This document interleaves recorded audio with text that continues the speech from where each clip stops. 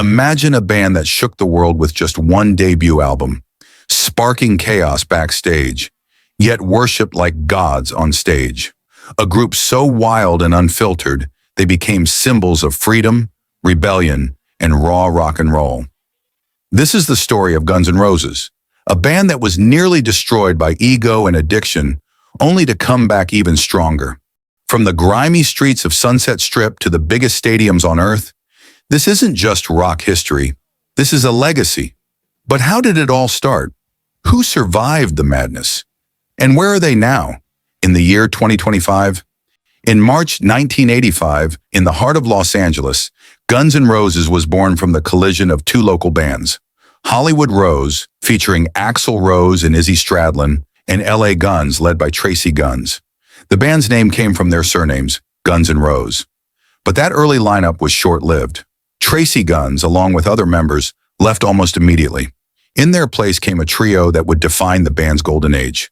Slash, a lead guitarist known for his top hat and untamed solos, Duff McKagan, a punk-influenced bassist from Seattle, and Steven Adler, the drummer with a swingy groove.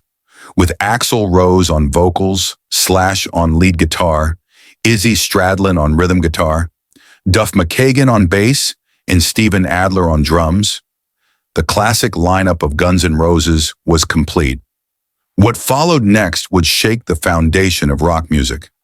Fun fact, Slash's iconic top hat was bought from Melrose Avenue just before a gig. He never intended it to be a signature look. It just stuck.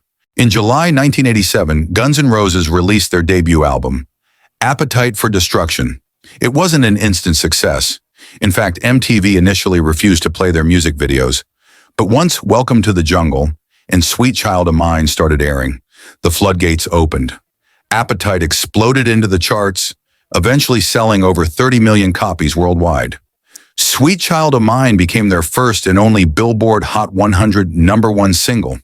The album's raw sound, gritty guitars, snarling vocals, and streetwise lyrics brought a dangerous authenticity back to rock music that had been missing in the hair metal era.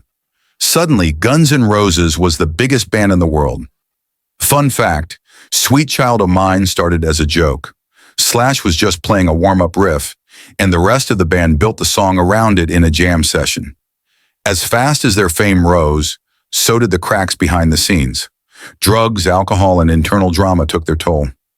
Steven Adler's heroin addiction affected his drumming, leading to his dismissal in 1990. He was replaced by Matt Sorum from The Cult. Dizzy Reed also joined as the band's first full-time keyboardist. In 1991, Guns N' Roses made history again by releasing two albums on the same day, Use Your Illusion 1 and 2, with hits like November Rain, Don't Cry, and Civil War. The band pushed their sound into more epic orchestral territory. However, the glory was short-lived. Guitarist Izzy Stradlin, frustrated with Axl's control and the band's behavior, left during the tour. He was replaced by Gilby Clarke. Meanwhile, tensions between Axl and Slash escalated. By 1993, the golden era of GNR was collapsing from within.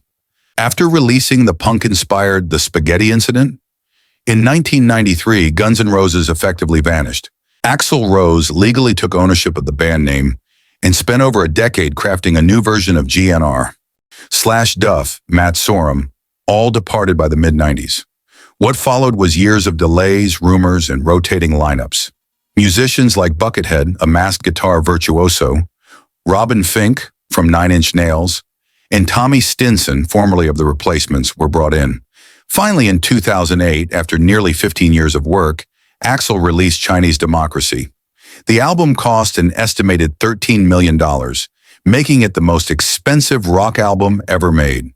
Although fans were divided, it was praised for its ambition and showcased Axl's evolution as a composer.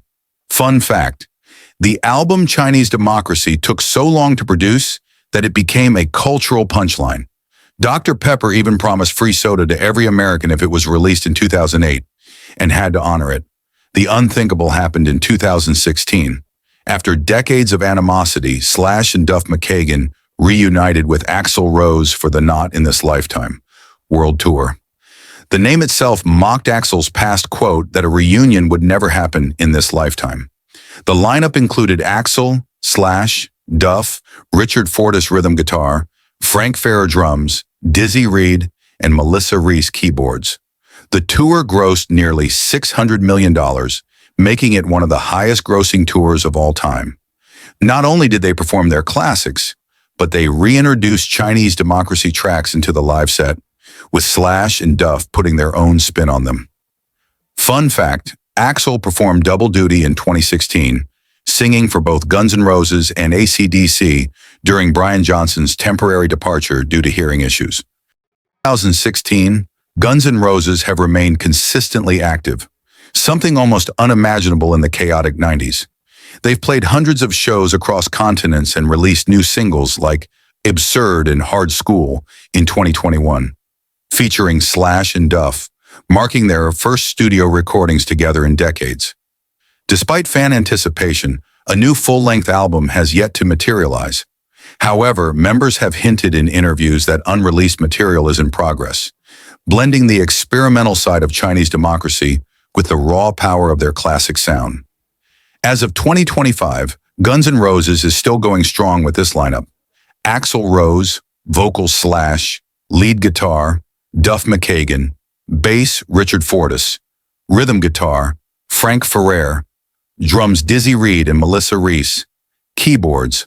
They remain festival headliners and arena fillers, decades after most bands from their era faded away.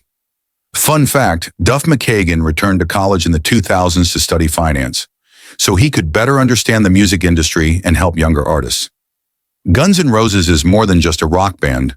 They are a saga of rebellion, collapse, and resurrection.